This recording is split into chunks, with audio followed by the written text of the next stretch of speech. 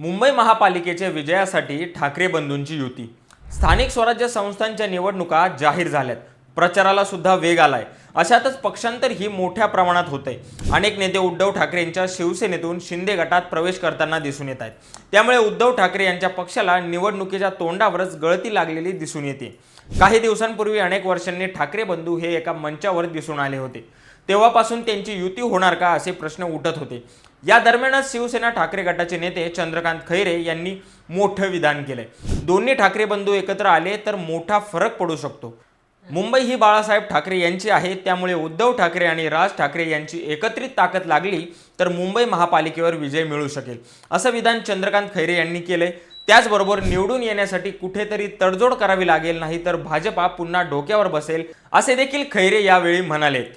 त्यामुळे आता ठाकरे बंधूंची युती होणार का हे पाहणं महत्त्वाचं ठरणार आहे।